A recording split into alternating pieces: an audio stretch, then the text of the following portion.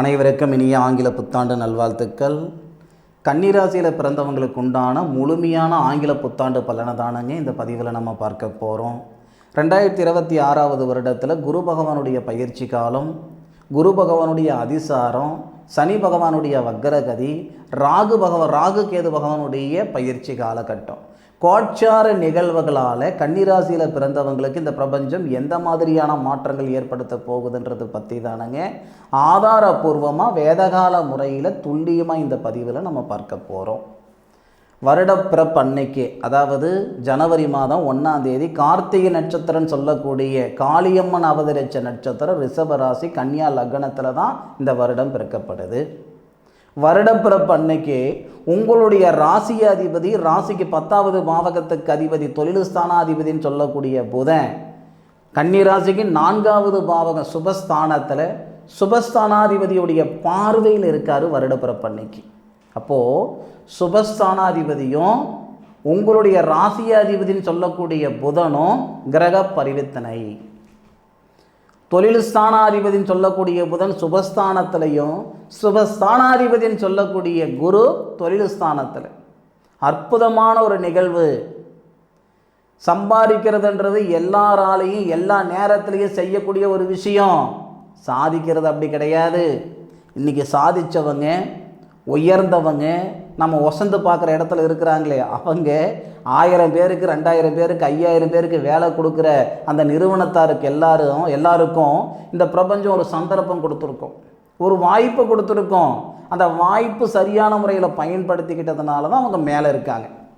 அந்த மாதிரியான சந்தர்ப்பத்தை தான் இந்த பிரபஞ்சம் 2026 வருஷத்தில் கன்னிராசியில் பிறந்தவங்களுக்கு ஏற்படுத்த போகுது. மிகைப்படுத்தி சொல்கிறேன் நினச்சிக்கிடாதீங்க.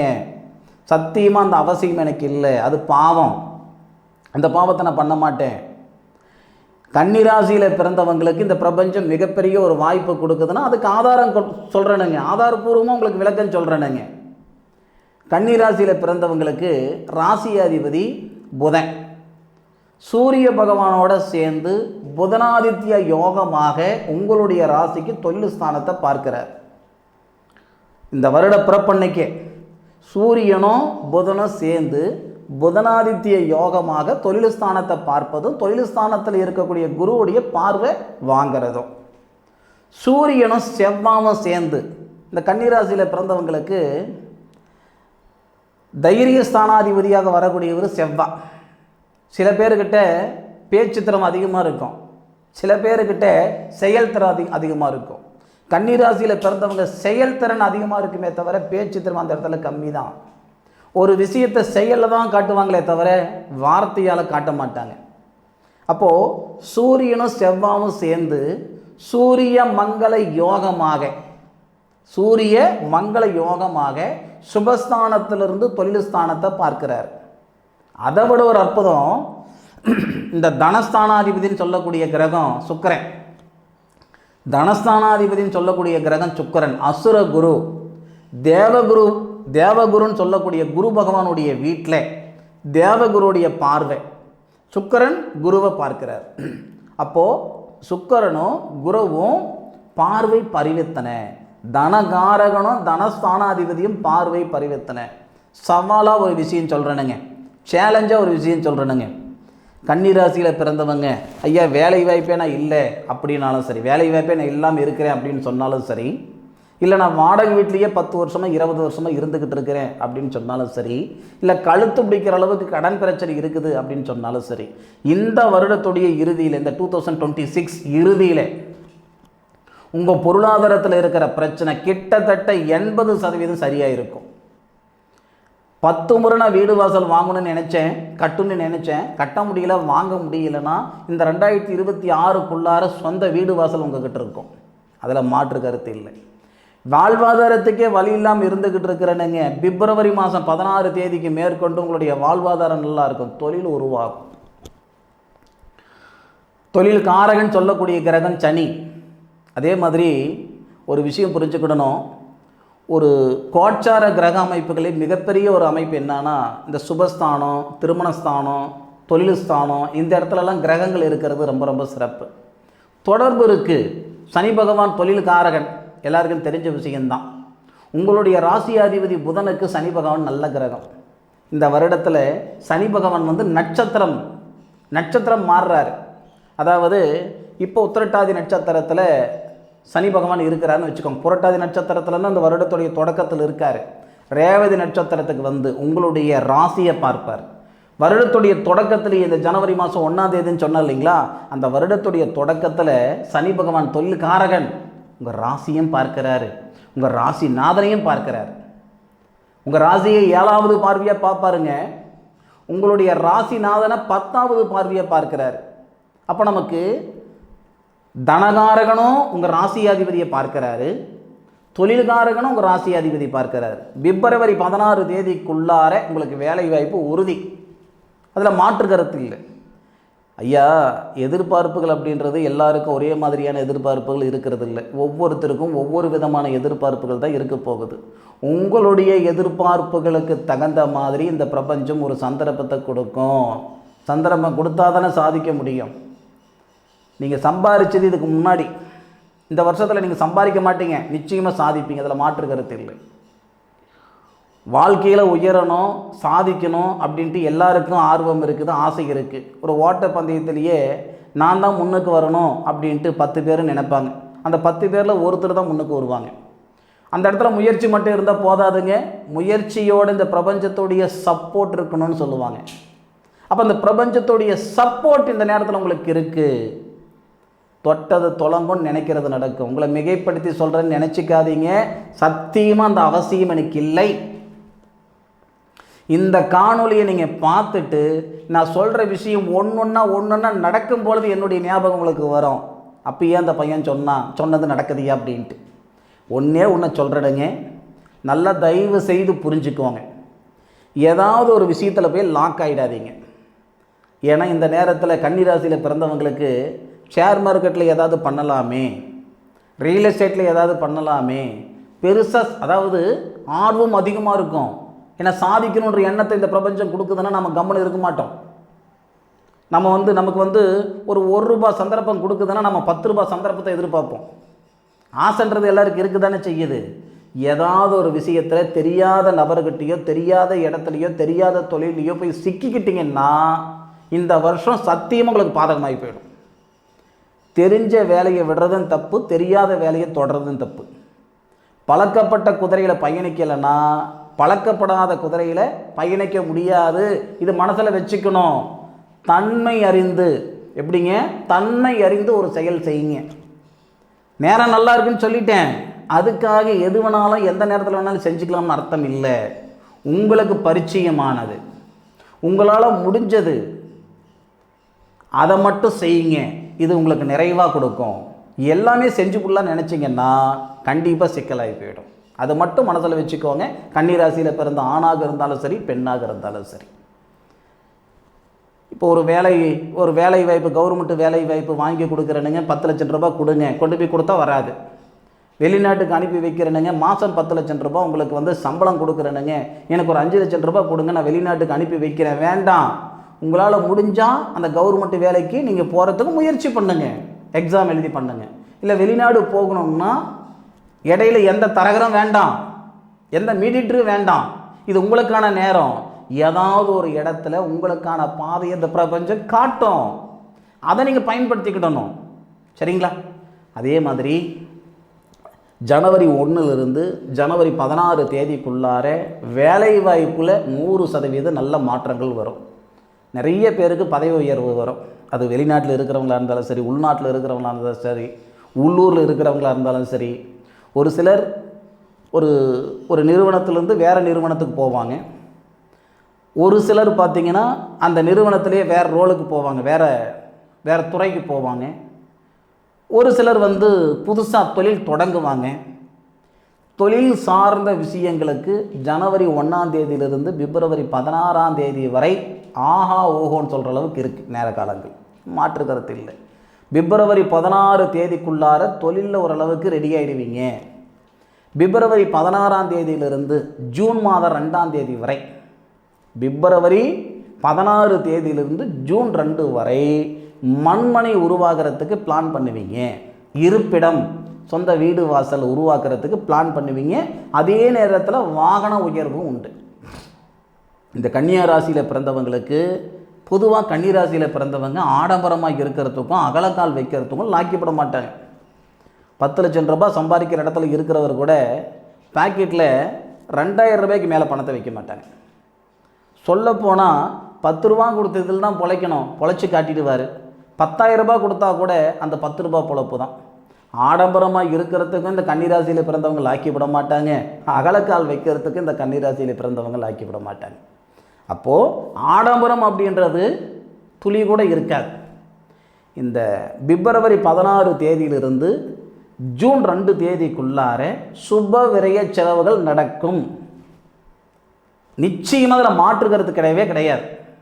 ஒரு சிலர் வீடு வாசல் வாங்குவாங்க, ஒரு சிலர் இடம் வாங்குறதுக்கு வாய்ப்புகள் உண்டு, ஒரு சிலர் வாகனம் வாங்குறதுக்கு வாய்ப்புகள் உண்டு. ஒரு அசட்டு, அசைக்க முடியாத ஒரு அசட்டு உருவாகிறதுக்கான நேரமாக கன்னிராசியில் பிறந்தவங்களுக்கு இந்த பிரபஞ்சம் தரக்கூடிய ஒரு வாய்ப்பு பிப்ரவரி 16 ஜூன் 2 வரைக்கும். ஜூன் 2 ஜூலை மாதம் 27 தேதி வரை. சார் அது என்ன சார் அந்த தேதி கரெக்டாக நீங்கள் சொல்கிறீங்க அப்படின்னா, ஜூன் 2ஆம் தேதி குரு பகவான் சுபஸ்தானாதிபதி பயிற்சி அடைகிறார். எங்கே பயிற்சி அடைகிறார்னா லாபஸ்தானத்துக்கு வரார். குரு பகவானுக்கு பிடிச்ச ஒரு ராசி எதுன்னு கேட்டிங்கன்னா மீனம், இல்லை தனசு, அது அவங்களுடைய ஆட்சி. ஆனால் குரு பகவான் உச்சமடைகிற இடம் எதுன்னு கேட்டிங்கன்னா இந்த கடகம் தானுங்க. அதாவது கன்னி ராசிக்கு 11வது பாவகம், காலச்சக்கரத்துக்கு 4வது பாவகம். அப்போ லாபஸ்தானம், கன்னியா ராசியில் பிறந்தவங்களுக்கு லாபஸ்தானத்தில் தனகாரகன் வரார். உங்கள் ராசிக்கு 5வது பாவகத்தை பார்ப்பார். தீராத புத்திரபாகிய தடைகள் தீரும். அந்த ஜூன் 2 ஜூலை மாதம் 27 வரை ரொம்ப ஒரு ஷார்ட்டான பீரியடுங்க. இந்த ஜூலை 2ஆம் தேதியிலிருந்து ஜூலை 27க்குள்ளார புத்திரபாகியத்தில் இருக்கிற தடைகள் நீங்கும். பூர்வீக சொத்து, பொதுவாக இந்த பூர்வீகத்தில் இருந்து அப்பா சம்பாரித்ததில், தாத்தன் சம்பாரித்ததில், இதிலெல்லாம் இருந்து கன்னிராசிங்க சாதிச்சதா சரித்திரம் கிடையாது. தனக்கு சேர வேண்டிய பாகத்தையே பணத்தை கொடுத்து வாங்கக்கூடிய அவலம் யாருக்குன்னா இந்த கன்னிராசியில் பிறந்தவங்களுக்கு தான். அண்ணன் தம்பி 3 பேர் பிறந்திருப்பீங்க, இல்லை அக்கா தங்கச்சி 2 பேர் 3 பேர் பிறந்திருப்பீங்க. உங்கள் அண்ணனுக்கு எப்படி ஒரு பாகம் வேணுமோ அதே மாதிரி உங்களுக்கு ஒரு பாகம் வந்திருக்கும். ஆனால் உங்களுக்கு வர வேண்டிய பாகத்தை கூட பணத்தை கொடுத்து வாங்கக்கூடிய ஒரு சூழல் இந்த கன்னிராசியில் பிறந்தவங்களுக்கு தான். சரி, அந்த பாக பிரிவினை இந்த மாதிரி விஷயங்கள் சரியாகும் ஜூன் 2 ஜூலை 27 வரை. அதே மாதிரி புத்திரபாகியத்தில் இருக்கிற தடைகள் நீங்கும். வருஷ கணக்காகுதுங்க, கல்யாணம் ஆகிட்டு குழந்தை பாக்கியம் இல்லைங்க, பார்க்காத வைத்தியம் இல்லைங்க, பண்ணாத பரிகாரங்கள் இல்லைங்க, கேட்காத ஜோசியம் இல்லைங்க, போகாத கோவில் குளம் இல்லைங்க. ஐயா, இது வரைக்கும் நீங்கள் கும்பிட்ட சாமியே கல்லாகி போச்சு, செலவழித்த காசே செம்பாகி போச்சு, கேட்ட ஜோசியமே பொய்யாகி போச்சு. ஜூன் 2 ஜூலை 27க்குள்ளார குழந்தை பாக்கியம் உறுதி, மாற்று கருத்து இல்லை. அதாவது பிரம்மச்சாரியாக இருந்த உங்களை இந்த பிரபஞ்சம் தம்பதிகள் சம்சாரி ஆக்கியிருக்கோம். சம்சாரி ஆக்கிய இந்த பிரபஞ்சம் உங்களை தாய் தந்தை ஆக்கக்கூடிய நேரம் 2026 ஜூன் 2 ஜூலை மாதம் 27. ஜூலை மாதம் 27 டிசம்பர் மாதம் சரியாக 11ஆம் தேதிக்குள்ளார, ஜூலை 27 டிசம்பர் 11க்குள்ளார உங்களுடைய ராசிக்கு 7வது பாவகத்தில் இருக்கக்கூடிய சனி பகவான் வக்ரகதி அடைகிறார். அப்போது போகாத இடத்துக்கு போனேன்னு பேர் வந்தது, செய்யாத தப்புக்கு செஞ்சேன்னு பேர் வந்தது, சட்ட ரீதியாக பிரச்சனை வந்தது, இந்த மாதிரியான குற்றச்சாட்டுகள் எல்லாமே நீங்கும். உங்கள் மேலே பட்ட அந்த கெட்ட பேர் நீங்கும். இது உங்களுக்கான காலகட்டம். சில பேருக்கு ஒவ்வொருத்தருக்கும் ஒவ்வொரு விதத்தில் மோகம் இருக்கும். சில பேருக்கு காசு பணம் சம்பாதிக்கணுன்ற மோகம் இருக்கும், சில பேருக்கு பொருள் வாங்கணும் வீடு வாங்கணுன்ற மோகம் இருக்கும், ஒரு சிலருக்கு செல்வாக்குனா ஜனங்களுடைய செல்வாக்கு, நல்ல பேர் சம்பாதிக்கணும், பாராட்டுகளை சம்பாதிக்கணும் அப்படின்ற மாதிரி ஒரு மோகம் இருக்கும். இந்த ஜூலை மாதம் 27 டிசம்பர் மாதம் 11க்குள்ளார கன்னிராசியில் பிறந்தவங்களுக்கு ஜனங்களுடைய சப்போர்ட், உங்கள் மேலே நிறைய பாராட்டப்படுவீங்க. நீங்கள் நிறைய பேர்கிட்ட பாராட்டப்படுவீங்க. நீங்கள் செய்யக்கூடிய செயல் நிறைய பேருக்கு ஒரு புரோஜனமாக இருக்கும், ஒரு வழிகாட்டுதலாக இருப்பீங்க. இந்த குருகுலத்தில் இருக்கிறவங்க, குருகுலம்னா பள்ளிக்கூடம், பள்ளிக்கூடத்தில் இருக்கிற ஆசிரியர்கள், போக்குவரத்து துறையில் இருக்கிறவங்க, மருத்துவத்துறையில் இருக்கிறவங்க, இவங்க எல்லாரையும் பெருமைப்படுத்தக்கூடிய ஒரு காலகட்டம். அந்த ஜூலை மாதம் 27லிருந்து டிசம்பர் மாதம் அந்த 11க்குள்ளார இந்த கலைத்துறையில் இருக்கிறவங்களா இருக்கட்டும், அரசியல் துறையில் இருக்கிறவங்களா இருக்கட்டும், நல்ல பேரை சம்பாதிப்பீங்க. காசு பணத்தை சம்பாதிக்க மாட்டீங்க, மதிப்பை சம்பாதிப்பீங்க, மரியாதையை சம்பாதிப்பீங்க. அந்த நேரத்தில் நான் மறுபடியும் சொல்கிறேன், காசு பணம் சம்பாதிக்கிறதுக்கான காலகட்டம் ஜூலை 27லிருந்து டிசம்பர் 11க்குள்ளார கிடையாது. இது மரியாதையை சம்பாதிக்கிறது நேரம், மதிப்பை சம்பாதிக்கிறதுக்கான நேரம். சரிங்களா? இந்த மாதிரி ஒரு அமைப்புகள் கன்னிராசியில் பிறந்தவங்களுக்கு உண்டு. அதே மாதிரி அக்டோபர் 31 உங்களுடைய ராசிக்கு 11வது பாவகத்துக்கு வரக்கூடிய குரு பகவான் அதிசாரத்துக்கு வரார். அதிசாரத்துக்கு வரும்போது நிறைய பேர் தொழிலதிபர் ஆவீங்க. கன்னிராசியில் பிறந்தவங்க 11வது பாவகம் லாபஸ்தானத்தில் வரக்கூடிய அந்த குரு பகவான் உங்களுடைய ராசிக்கு 7வது பாவகத்தையும் பார்க்கிறாரு. அதே மாதிரி உங்களுடைய ராசிக்கு 9வது பாவகம் சொல்லக்கூடிய இடத்தையும் பார்க்கிறார். உங்களுடைய ராசிக்கு 9வது இடம். அந்த அமைப்புகள் எல்லாம் அந்த நேரத்தில் ரொம்ப ரொம்ப சிறப்பாக இருக்கும். அதாவது முன்னோர்களுடைய அனுகிரகம் அதிகமாக கிடைக்கும், பிரபஞ்சத்துடைய அனுகிரகங்கள் ஆசீர்வாதம் அதிகமாக கிடைக்கும். அக்டோபர் 31லிருந்து அப்போ நவம்பர் டிசம்பர், அப்போ இந்த 2026வது வருஷம் ஒவ்வொரு நாட்கள்லையும் ஒவ்வொரு மாதத்துலையும் ஒவ்வொரு மாதிரியான மாற்றத்தை இந்த கன்னிராசி நண்பர்களுக்கு இந்த பிரபஞ்சம் தரப்போகுது. ஆதாரப்பூர்வமாக சொல்லியிருக்கிறேனுங்க, அனாவசியமான வார்த்தைகள் நான் விடலை. சொல்லப்போனால் அது எனக்கு அவசியம் இல்லை. நான் வணங்குற கடவுள் பொதுவாக இது நடக்கும், நடந்தே தீரும், அதில் மாற்று கருத்து இல்லை. உங்களுக்கு நான் சொல்லிக்கிறது என்னன்னா, உங்களுடைய கிரக அமைப்புகள் இந்த நேரத்தில் எப்படி இருக்குது அப்படின்றது ஒரு முறை பார்த்துக்கோங்க. உங்களுக்கு என்ன தசாபுத்தி நடக்குது, உங்களுடைய கோட்சார ரீதியாக இருக்கிற அமைப்புகளுக்கும் உங்கள் சுய ஜாதகத்துக்கும் என்ன தொடர்பு இருக்குது, என்ன செய்யணும் என்ன செய்யக்கூடாது, என்ன பலம் என்ன பலவீனம், இதெல்லாம் தயவு செய்து ஒரு முறை பார்த்துக்கிடுங்க. இது உங்களுக்கான காலகட்டம். இந்த பிரபஞ்சம் தரக்கூடிய ஒரு நேரகாலம். சாதிக்கிறது உறுதி, சம்பாதிக்கிறதுன்றது எல்லாரும் செய்கிற வேலை, எல்லா நேரத்துலையும் பண்ணுற வேலை. அதுக்காக இந்த 2026வது வருஷம் உங்களுக்கு கிடையாது. இது சாதிக்கிறதுக்கு உண்டான காலகட்டம். சரியான முறையில் பயன்படுத்திக்குவாங்க. இந்த பதிவு கன்னிராசியில் பிறந்த உங்களுக்கு பயனுள்ள பதிவாக இருக்கணும் மனசார நம்புகிறேன். மீண்டும் அடுத்த ஒரு அற்புதமான தருணத்தில் கன்னிராசியில் பிறந்த உங்களை சந்திக்கும் வரை உங்களிடமிருந்து விடைபெறுவது உங்கள் வீட்டு ஜோதிட நண்பனான மா காளிதாஸ் மணிகண்டன். திருச்சிற்றம்பலம். வாழ்க வையகம், வாழ்க வளமுடன்.